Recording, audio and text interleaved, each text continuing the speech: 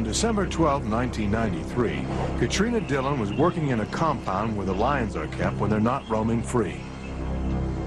She thought the lions were all locked in their cages, allowing her to work safely in the center portion of the compound.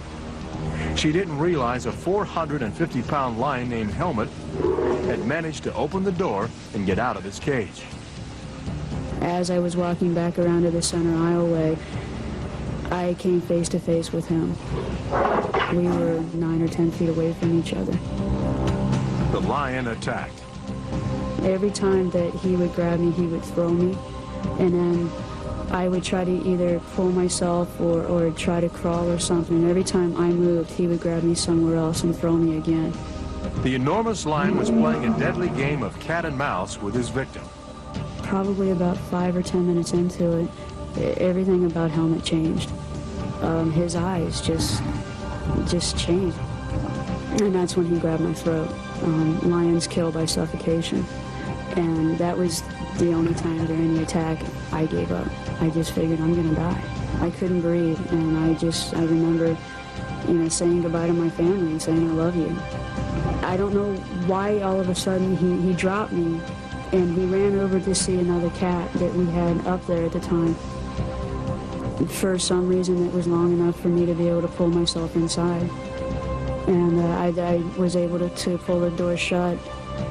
It was at that point that Katrina's boss, Ed Schneider, arrived to find Helmut on the loose. No way I expected him to be there, and he roared and jumped up, growled, jumped up in my face, and I fell back against the fence, and I thought at that time that I was basically going to get nailed by him. I thought it was over. The lion finally retreated into an empty cage, and Schneider was able to close it. Then he discovered Katrina. When I went in, I couldn't believe what I saw. I mean, she was lying on the floor of the cage.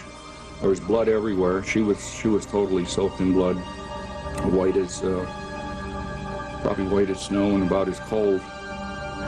By the time she was rescued, Katrina had lost half of the blood in her body. She suffered 4 broken ribs and 2 collapsed lungs. She required emergency surgery to repair the damage to her jugular vein and more than 220 body staples to close her wounds. When you include zoos, circuses, all these natural habitats, roadside shows, there are thousands of lions that are in captivity. And they're a time bomb waiting to go off. Guess I had a good guardian angel that day, because I don't know how I managed not to get killed by that cat. He had me dead to rights.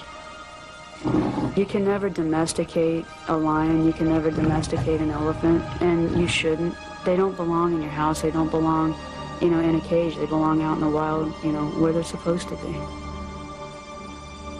Katrina Dillon was never meant to come into contact with the lion that nearly killed her. But some keepers are allowed free contact with dangerous animals, such as elephants, even though on average elephants kill one of their handlers every year.